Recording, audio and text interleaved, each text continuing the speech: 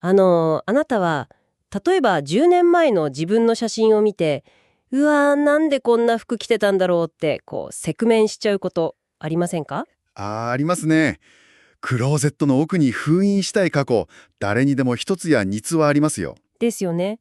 当時はそれがもう最高にクールだと思ってたのに、今見ると信じられないくらい時代遅れに見えるっていう謎のレイヤードスタイルとか。そうそう。当時の自分としては完全に論理的でイケてる選択だったはずなんですけどね。時間が経つとその前提がすっかり崩れ去っているという。実は今、常に最先端で前進し続けているように見えるテクノロジー業界全体が、まさにその10年前の写真を見て赤面している状態にあるんですよ。なるほど。それは面白い例えですね。ええ。テクノロジーの進化って一直線に右肩上がりだと思われがちじゃないですか。でも実際には巨大な振り子みたいに激しく揺れ動いていて、ええ、今回2026年3月15日付のテッククランチとザバージから集めた最新のソース資料を前にしているんですが、これを読んでいると業界全体が鏡の前で深刻なアイデンティティの危機に陥っているのがよくわかります。確かに。今回の資料にはかつての熱狂の生産と新しい現実への適応という両極端な動きが混在していますからね。ええ。数十億ドル規模の企業買収から AI と人間の感情の考察点、さらには地政学的な問題まで、テクノロジー界の現在地をがっつり読み解いていきたいと思います。よし、これを紐解いていきましょはい、よろしくお願いします。う。まず目を引くのがですね、テック業界における過去の亡霊たちの生産なんです。過去の亡霊ですか？ええ。2020年から2021年頃のあのゼロ金利時代を思い出してほしいんですけど、TikTok が台頭する中で音声 SNS のクラブハウスが突然現れて、シリコンバレー中がパニックみたいに招待枠を奪い合いましたよね。ありましたね。あの時の熱狂はすごかった。でもそれが今や完全に歴史の彼方じゃないですか。そしてこれと全く同じ現象がインドのエドテック、つまり教育テック市場でも起きているんです。アナカネミーの件ですね。そうなんです。かつて30億ドルという、途方もない評価額をつけていたアナカデミーが今や5億ドル以下に急落していて、最終的にアップグレードという企業に株式交換契約で事実上吸収されるという業界再編が起きています。ええ。これ、単なる流行りさやいって言葉では片付けられないと思うんですよ。パンデミック中のエドテックとかクラブハウスの大流行もあっという間に冬の時代を迎えたわけですが、過剰な期待値のバブルがたけて資本が壮絶な二日酔いに苦しんでいるように見えます。その二日酔いという表現、現在の財務的なメカニズムをすごく正確についてますよ。本当ですか？いえ、アナカデミーの評価額が 85% も下落したという事実、そして現金ではなく株式交換での買収に着地したという裏側を見てみましょう。はい、そこが気になります。85% 減ってとんでもないですよね。そうなんですよ。投資資本というのは、金利が低い時には未来の成長を10年分先取りして青互いをするんです。なるほど。とにかく成長にお金を突っ込むと。ええ。でも、マクロ経済の風向きが変わって、実際のユニットエコノミクス、つまり顧客一人当たりの採算性が問われるようになると、ベンチャーキャピタルは驚くほど冷酷に資金を引き上げます。冷酷にですか？はい。で、現金が枯渇した企業に残された選択肢は何かというと、ライバルの株式と自社の株式を交換して生き延びるという、苦入のサバイバル合併しかないんです。投資資本はせっかちなんですが、起業家精神はしぶといという業界の構造的なパターンですね。成長という名の役が切れて、いきなり利益を出せっていう厳しい現実に直面しているわけですね。まさにその通りです。でも、エキスパートここからが面白いんですよ。ほう、なんでしょ業界全体がコンプライアンスとか収益性を重視する大人なフェーズに入って、いわば反省会をしている最中ですよね。そこにトラビス・カラニックがモビリティ分野に復帰するというニュースが飛び込んできたんです。ウーバーの元 CEO の。テッククランチはこれをまるで2016年に戻ったかのようと指摘しています。これを見たとき私はこう思ったんです。結局のところ業界はかつての素早く動いて破壊するムーブファーストエンドブレイクシングスの時代を懐かしんでいるサインなんじゃないかと。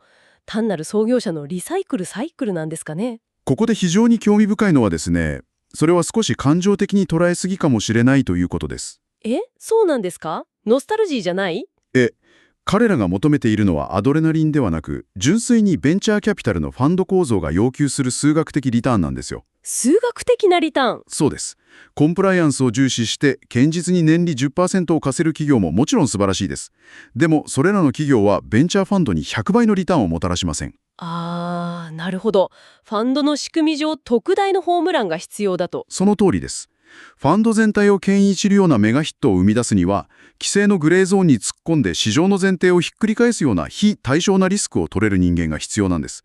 カラニックの復帰は、リスクとリターンの構造的なサイクルが再び破壊者を必要とするフェーズに回ったという冷徹な計算の結果ですよ。いやー、ノスタルジーじゃなくて構造的な要請なんですね。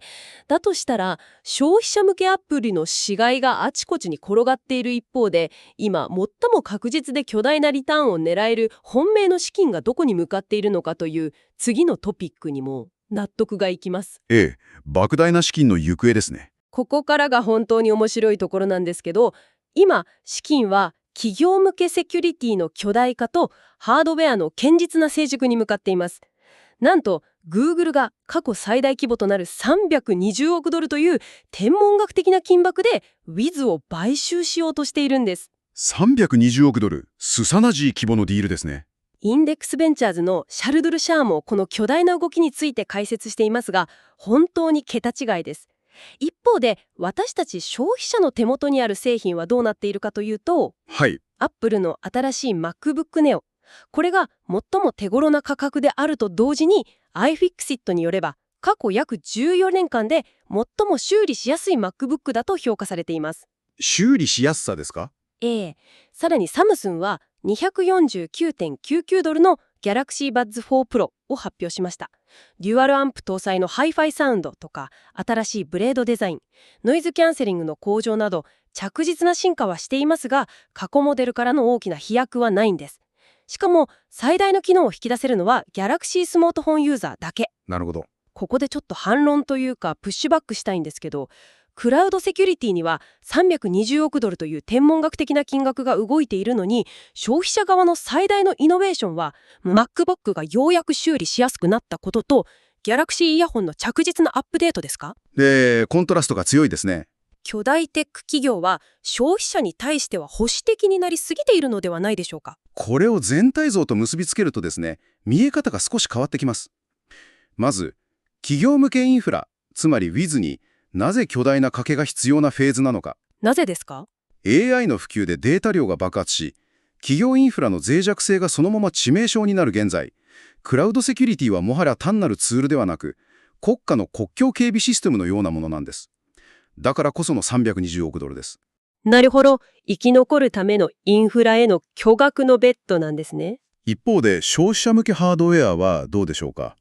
スマートフォンやノートパソコンはすでに機能的なプラトー、つまり高原状態に達しています。スペックが頭打ちになっていると。そこで彼らが今取っている戦略が持続可能性とエコシステムの囲い込みなんです。修理しやすさと Galaxy ユーザー限定の機能ですね。そうです。MacBook が修理しやすいというのは環境配慮だけでなく、ユーザーを長く Apple の経済圏に留めておくための強力なリテンション戦略です。長く使えば iCloud などのサブスクリプションに課金し続けますからね。そういうことか。Galaxy Buds が自社ユーザーを優遇するのも、独自の機能でユーザーを囲い込み、他のブランドへの移行コストを心理的、技術的に高く設定するためです。つまり、ハードウェアの革新ではなく、ユーザーを自社のプラットフォームに縛り付ける、見えない牢獄の構築こそが今の商社の戦略なんですよ。見えない牢獄。つまり、ハードウェアはもう私たちを驚かせるためのものじゃなくて、プラットフォームにつなぎ止めておくための快適な鎖になったということですね。まさにそういうことです。でも外側のハードウェアがそんな風に保守的な進化を遂げている一方で、最先端の AI とロボティクスは今、最も難しい課題に挑んでますよね。彼らは今、人間らしく振る舞うことに執念を燃やしています。はい。ソフトウェアの世界では根本的なシフトが起きています。ここで面白いソースが2つあります。まず、EV メーカーリビアンの CEO、アルジェスカリンジが立ち上げたマインドロボティクスという新スタートアップ。彼は、我らのロボットへのアプローチは完全に間違っていると強烈に主張しています。そしてもう一つが、AI 企業が AI に人間の感情を学習させるために、なんと即興劇、つまりインプロの俳優を雇用しているという求人の話題です。インプロの俳優ですか。表現が求められていると。これって例えるなら辞書の言葉を全て丸暗記した AI が今度は絶妙な冗談の言い方とか間の取り方を学ぶために役者を雇って特訓しているようなものですよね。確かに面白いアナロジーですね。でもエクスパートに聞きたいんですが、もし AI が即興俳優の感情的な反応や微細な表情の変化を完璧に模倣できるようになったとしたら、それは AI が真の共感力を持ったと言えるのでしょうか。それともただの非常に優秀なソシオパス社会病質なんでしょうか。いやー、これは重要な問題を提起していますね。その非常に優秀なソシオパスという表現、今の AI 開発の本質を恐ろしいほど正確についていると思います。そうですか。スケーリンチがロボット工学で直面している課題と AI が人間の感情を学ぶ動き、これらは実は共通していて、どちらも直感や文脈の理解に対する解決策なんです。文脈の理解。これまでロボットは工場で決められた座標にアームを動かすようなルールベースの制御でした。でも人間の家の中では椅子は毎日違う場所にあり、犬が走り回っています。論理的なプログラミングだけでは対応できません。確かに日常は予測不可能ですからね。そう。即興俳優を雇う AI 企業も同じです。大規模言語モデルは次に来る単語を予測するのは得意ですが、人間は言葉の裏にある微細な表情や沈黙、声の震えといった非言語の文脈で会話しています。空気を読むみたいなことですね。即興俳優が教えているのは、このトーンで話しかけられたら少しトーンを落として同調するというような感情的なニーズに対する最適な出力の訓練なんです。これを私は作られた感情的知性、シミュレーテッドされたエモーショナルインテリジェンスと呼んでいますが、これが次の技術的ブレイクスルーになるでしょう。つまり機械自身が痛みや喜びを感じるわけではないけれど、出力された結果が人間にとって完璧な共感として機能するならもう区別がつかないと。人間の感情のアルゴリズムをハックしに来ているわけですね。まさにそういうことです。計算能力の向上だけでは到達できない領域です。いやー、AI がより人間らしく強力になっていく。でもそうやって AI が高度になればなるほど、それを統括するリーダーたちの政治的影響力もかつてないほど強まっているという現実にシフトしたいと思います。AI の進化は現実世界と無関係ではいられませんからね。はい。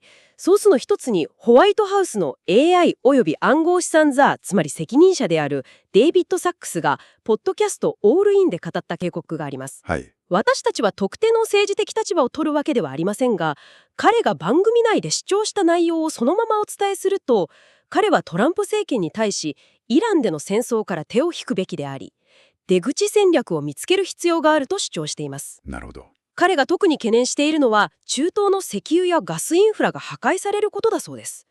これつまりはどういう意味を持つのでしょうか。